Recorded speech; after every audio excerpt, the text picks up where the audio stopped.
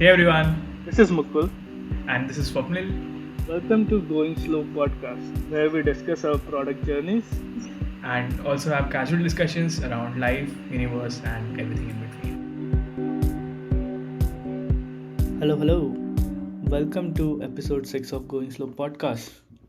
Hello, hey Mukul, what's up? Hey, Swapnil.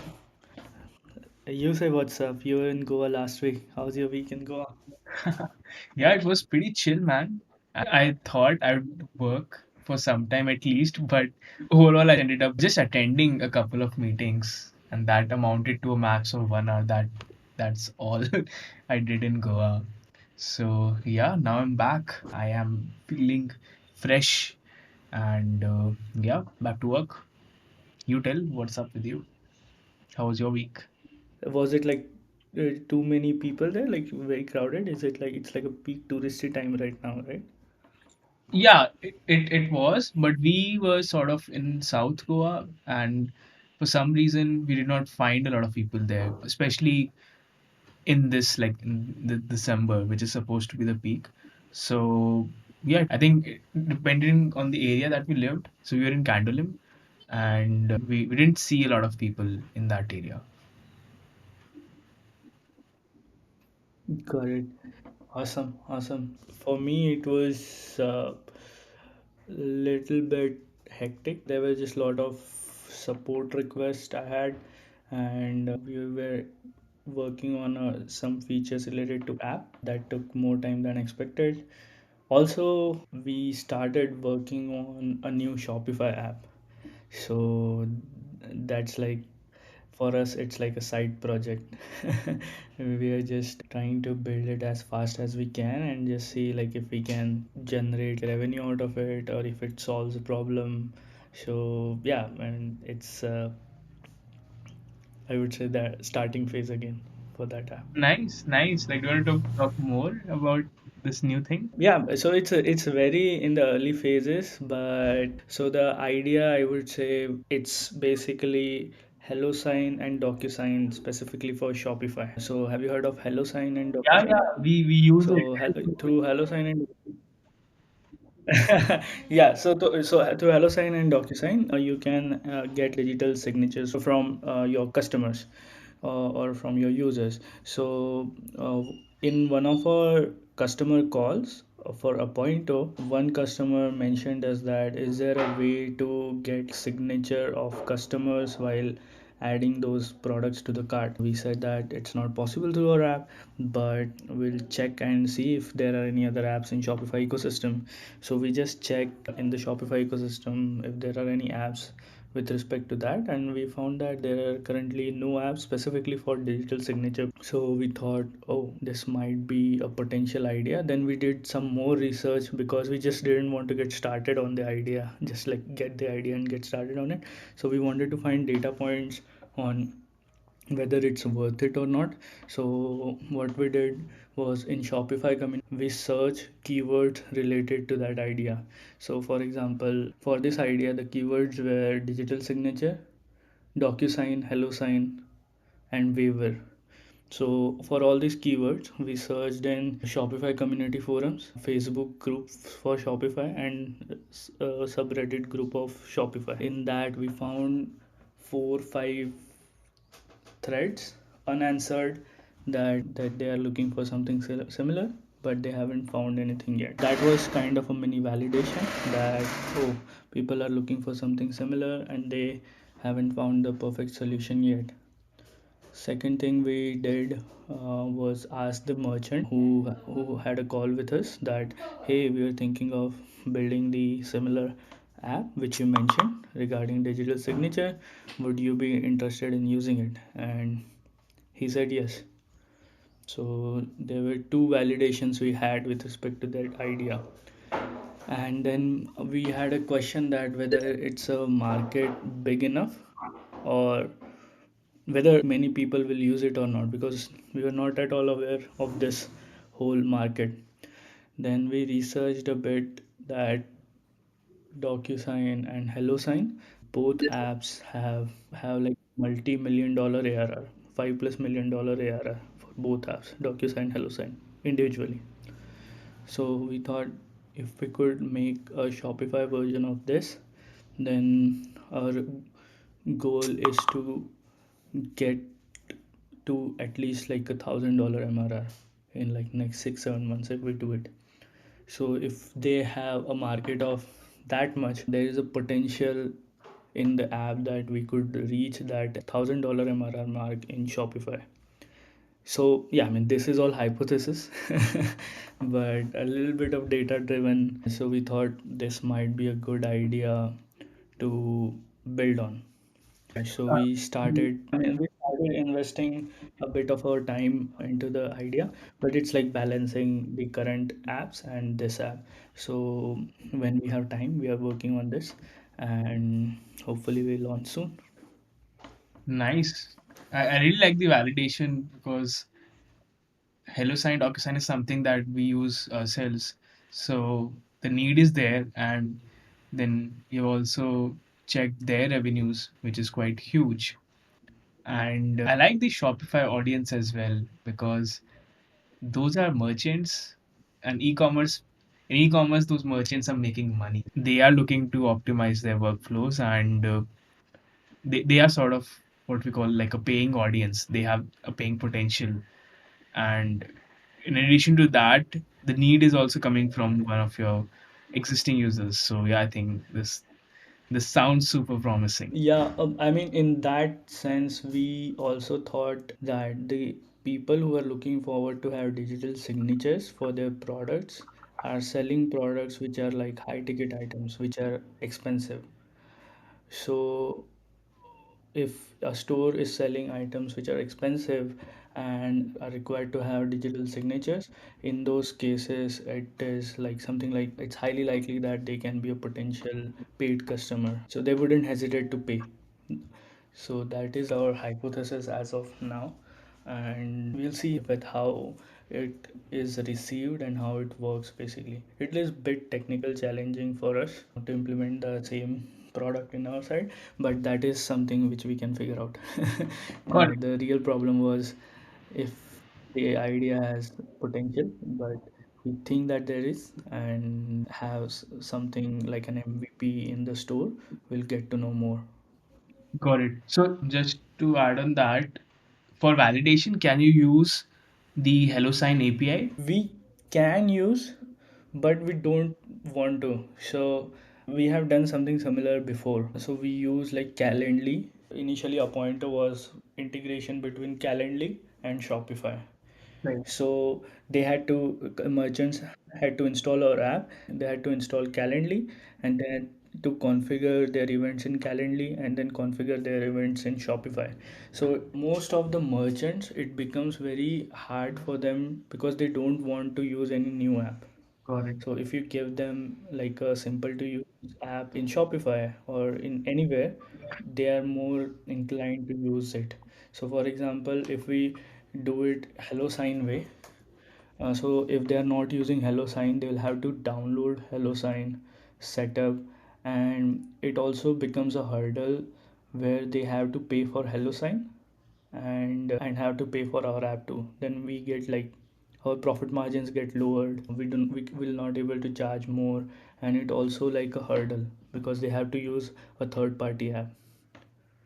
Right. So best is eventually, because we removed the Calendly integration from our app a pointer, we built our own scheduling system and we built our own tool eventually.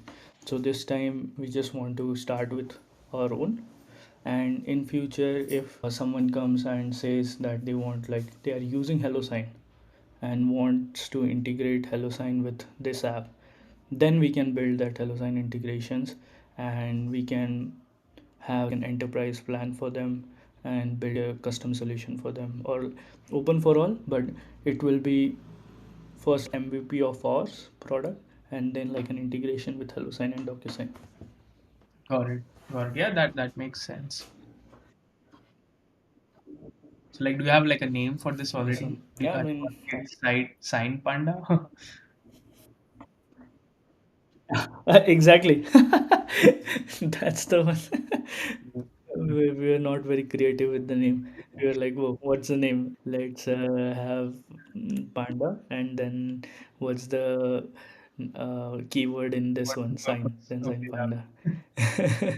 yeah, yeah. We will. Yeah, but I mean that's one of the trick I read few months back, that you get a one keyword of the app you're looking, the app you the problem it is trying to solve, and mix it up with an animal or fruit or some keyword, or make it like a spelling mistake so that it will be a unique name.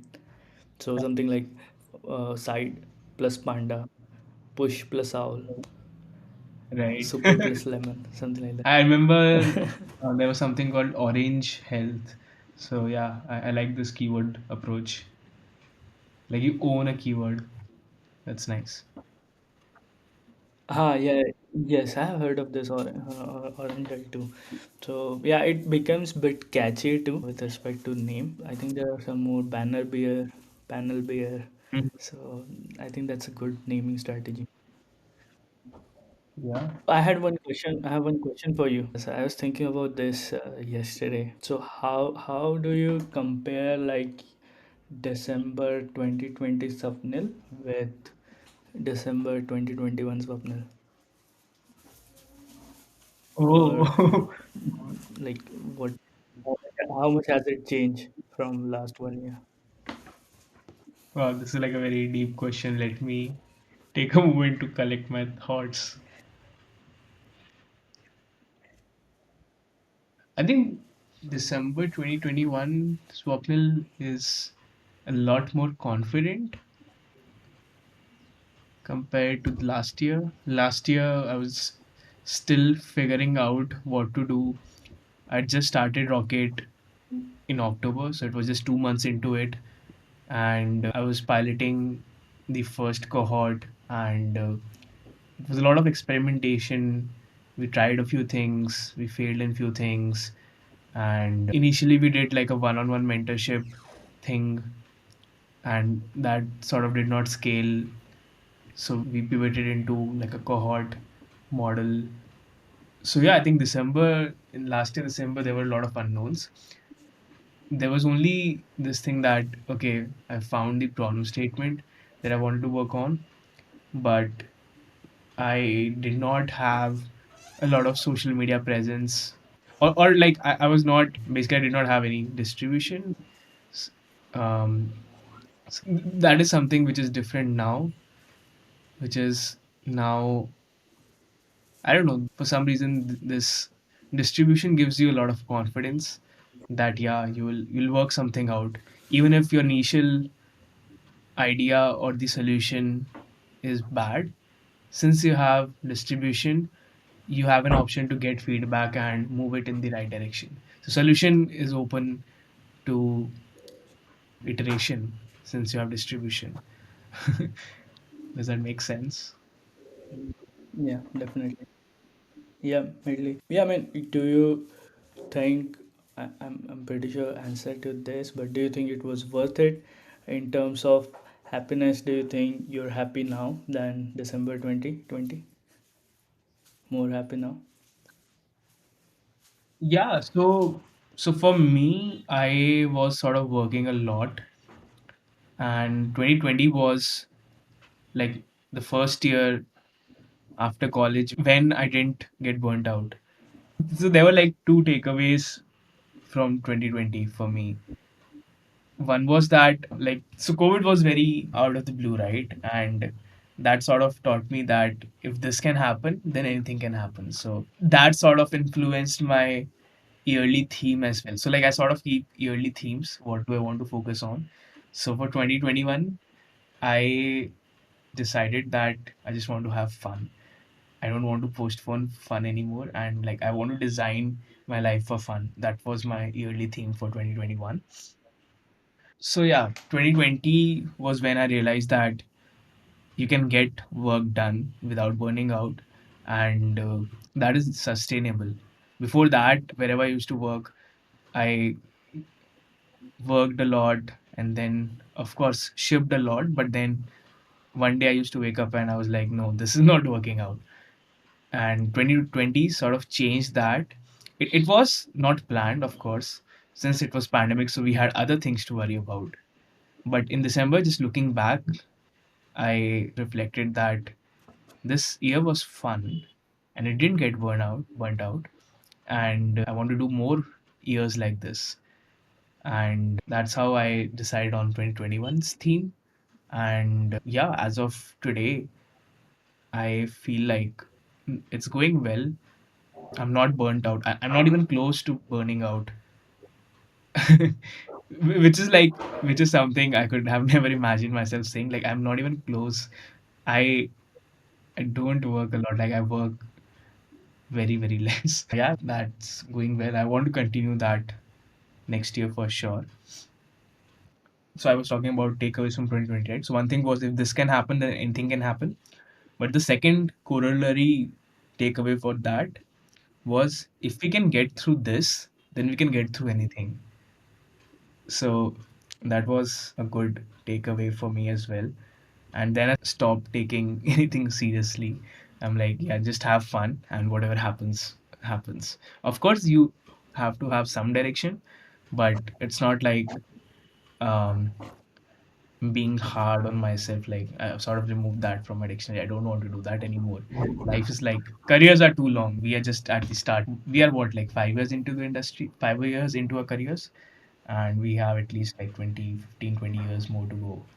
So yeah, I've just sort of said ki yeah, 30s is when I'll maybe I'll work harder. But yeah, 20s mein I'm just gonna chill for a while. When I think of in that terms, 30s, 40s, 50s, so currently I'm in my we are in our 20s. As of now, we are curious to learn new things, and we want to try something new, or we want to get started from zero to one. Like this podcast, we started from I zero, I had this exact like a totally new thing. yeah. Yeah, so when I think about 30s and 40s, I don't want to lose this, that starting thing, that you can start from zero in any field or any part anytime. It's not something that only 20s do or only teenagers do. It's something that you can do at any point. For example, if you want to learn something at 40s, then I want myself to be curious enough or eager enough to do that. That's like a goal I have personally. When you said that you design uh, the life, the way you are looking forward to, yeah, I can totally relate with that. And so, what's your next goal, next year's goal? Is it the same as this No, year, no, or are you all my adding something to that? goals are different. I have a couple of options. I'm still deciding. So I haven't really decided, because I just want to keep one thing. I don't want to put like 4 or 5 sentences. I just want like one phrase or like one line that captures the theme. And yeah, I'm still working on it. Hopefully, in one of December's episodes, we by that time, hopefully, I'll finalize that. Oh, interesting. Let us know. You tell, what about you? How do you see 2020 versus now?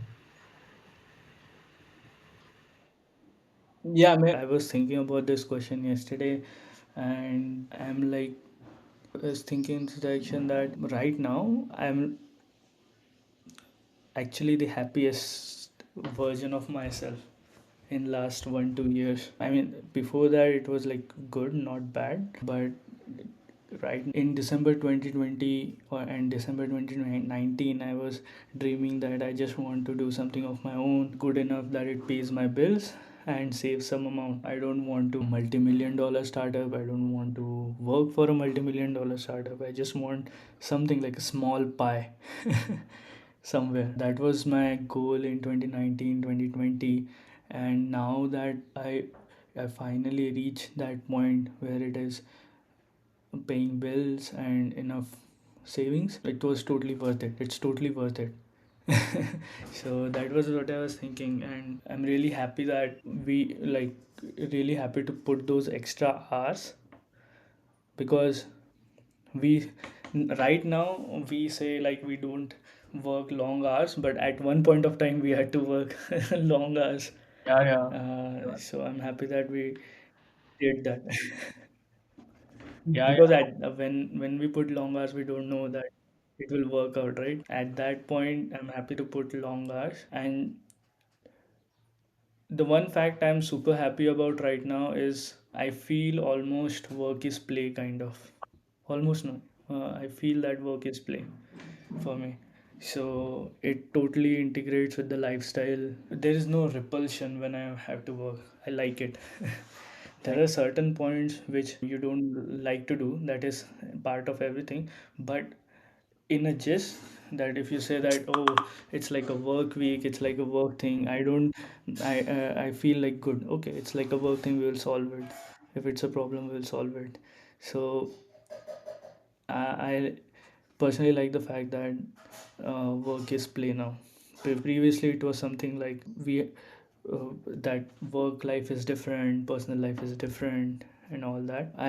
In 20 like previously, I used to hate that I have to divide my week into two parts, like Monday to Friday for office and Saturday Sunday for like relax, to relax and stuff. Whenever we have to plan, we used to plan in like plus 7 day interval, like from Sunday to next Sunday, and from that Sunday to next Sunday. I always used to feel that, oh, I don't want that thing, that plus 7 thing. I want every day to be equal, kind of. So currently we work any day, like we work on Saturday too, we work on Sunday too, but it's nice that every day is equal now. We do not, and we do not have any employees too as of now. So we are just two co-founders, so we know that whenever we have to work, we'll work.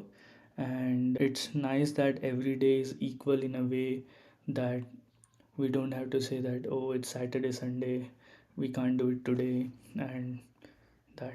So I'm very happy that Saturday Sunday does not hold much value now. Nice. And like apart from work, like keeping the work is play thing aside, like what changes do you see in yourself as a person? One thing I would say is specifically seeing if there is any problem, I don't get panic that much now. Like previously, I used to get panic. Now it's like a problem you're trying to solve. So, be it like work, non-work, or anything. So that panic element is less now, because I think while working too, we have seen like few panic events that we have been through. After that, we are like, oh, okay, it's like a new problem we just have to solve. It's not something to get stressed about. So that applied to non-work related things too. So if there is any issue or problem, uh, first thought that comes to my mind is like have logical thought of reasoning, and then do that. So that is one nice change. One thing, like for specifically 2022, I want to focus on health more, because in 2020 and 2021 I neglected that part a lot. A lot.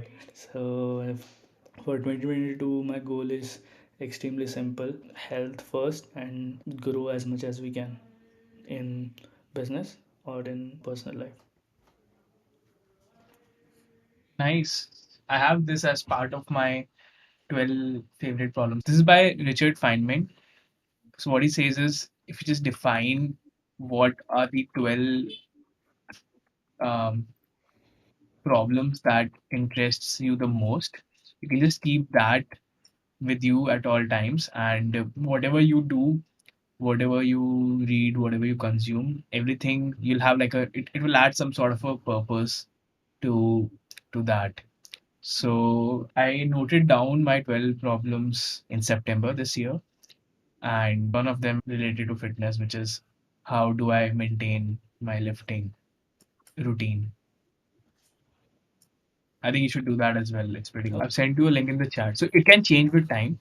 And this is in order of priority. So if you see, my first problem is how can I enjoy life more? And then second is about how do I sustain my childlike curiosity about everything. Oh, that's interesting. Yeah, I was so this second point, I feel this too. How do I sustain my childlike curiosity about everything? And that's what I was trying to say, that I want this childlike curiosity to be there irrespective of age.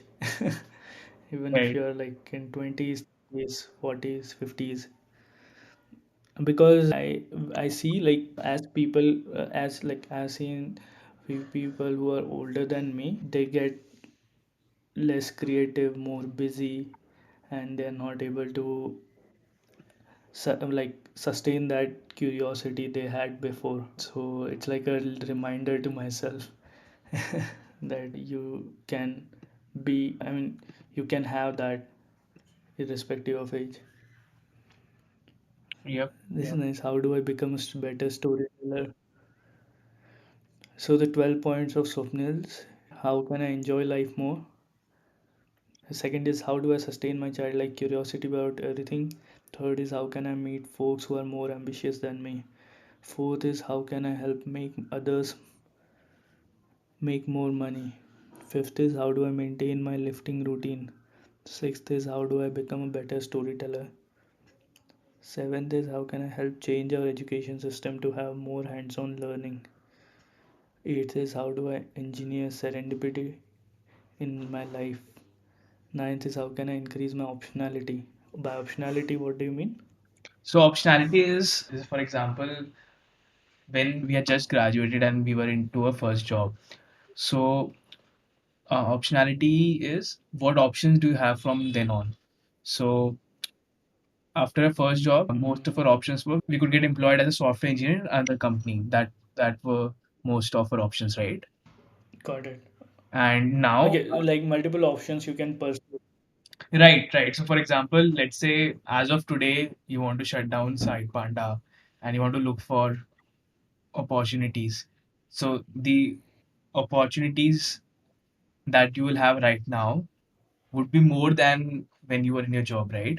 Because now you have this extra experience and you could potentially also join as a product manager because you you sort of developed a point to right the product features as well. So now you have more optionality. Similar, let's say for example, if you are in one of the MNCs, it's very easy to get into another MNC. So when I was switching from my first job, that's how I decided where do I want to go. So if I went to another MNC, it does not increase a lot of optionality. But I went to a startup, and my reasoning was that from there, now I can easily go into any other startup. So that sort of increases my optionality. And then as transitioned from a SD to a PM role. And again, the reasoning was now I can get into any PM role. So it sort of increases options. And that's how I keep You're, doing you're, things. you're increasing, you're increasing like a market What? for yourself, like multiple options you can. You're Correct. that Correct. TAM thing, like, right? Like total addressable I, market. You're increasing it I love for how you. you connect everything to SaaS terminologies. Yeah, increasing the TAM. How can Yeah, I that's increase the TAM? interesting. Yeah, I totally Yeah. agree. It is how do I build a team of inspiring people with shared values and long-term vision? Oh, you have a full-time employees now, right? Like 11th is how can I spread Adlerian psychology to more people? So what's Adlerian psychology? So we are discussing in the last episode, right, about the book Courage to be Disliked. So in that, the author talks about Adlerian psychology, which is basically who you choose to be, independent of what has happened in the past. You can, from now onwards, you can decide your future. That is what is the essence of this Adlerian psychology. Interesting. And 12th is how do I build a brand that outlasts me? Oh, awesome. there's a reason these are extremely cool points. Yeah, I would recommend you to put something down as well. And it can change with time. So you don't need to commit to anything. It can be for yourself as well, but I like this framework that if you have questions, it sort of makes things easier for you. Now you want to say yes or no to things. You just see, is it helping in any of these? If yes, do it. If not, then either you remove something from here or you sort of just say no. So yeah, it makes things easier. That's interesting. I'll make a list definitely for next year. One question I have is like, which is a little bit unrelated to this, but I can see that this is like published in your blogs or this is public. So how comfortable are you with sharing these things with public? I mean, you just share, you keep it like a public diary, or like for me personally, if I'm doing something like this, I'll keep it private. Or something which I wouldn't want to share. Something I don't know why. The reason I don't know why, but it's something I would like to keep it private.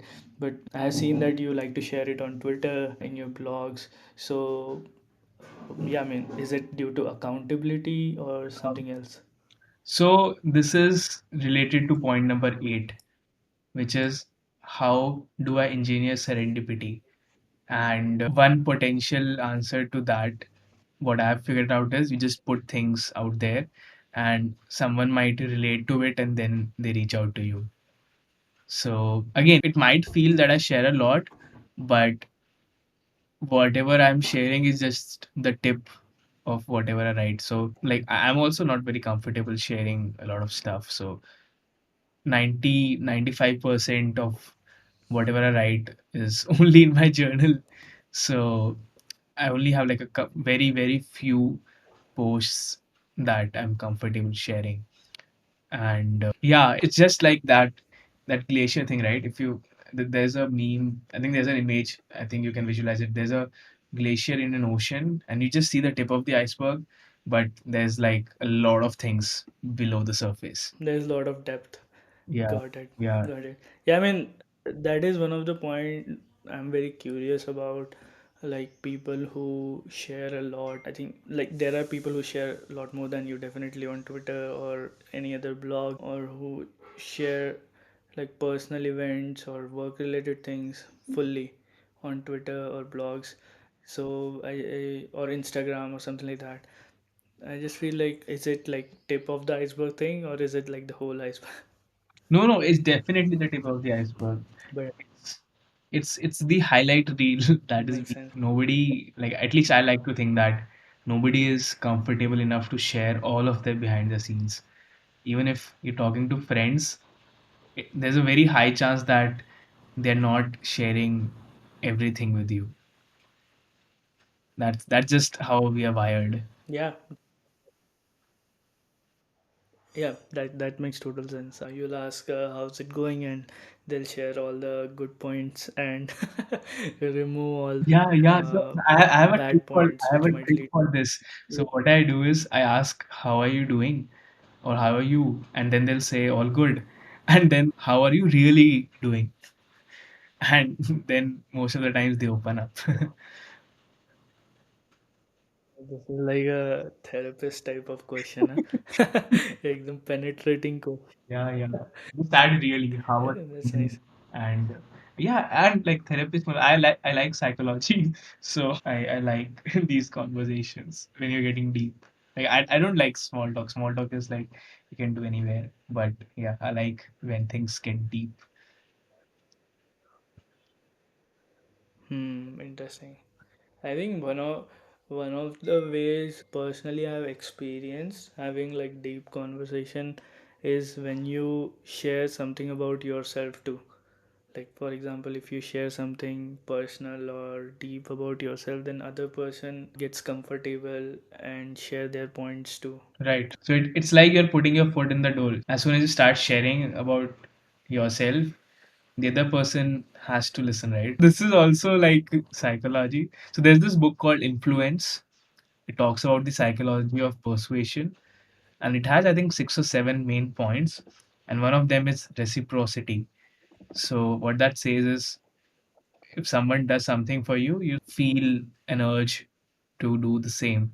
So as soon as someone shares something deep with you or be vulnerable, you get this urge of giving back, and then you also open up. So yeah, everything is psychology. That's interesting. So the book's name is Influence, right? Yeah, Influence: The Psychology of Persuasion. yeah. Interesting. That awesome. I think we should call it an episode, and I'm not sure what we're going to name this one because we talked on many random points today, I guess. We'll figure it out as usual. Yeah, do you want to do an outro? Cool. So folks, if you liked it, let us know. Please tag us on Twitter. Let us know what things you're liking about it so that we continue doing it. We really want to get past 10 episodes, because then we have something else in mind that we can experiment with. So, yeah, help us keep the momentum going. Let us know what you specifically like about these episodes. You can DM us or you can tag us on Twitter. Our handle is Going Slow Pod. And if you didn't like us, then definitely let us know. Maybe not by tagging us or by tagging us. Well, that's totally up to you. And yeah, until next time, don't forget to have fun.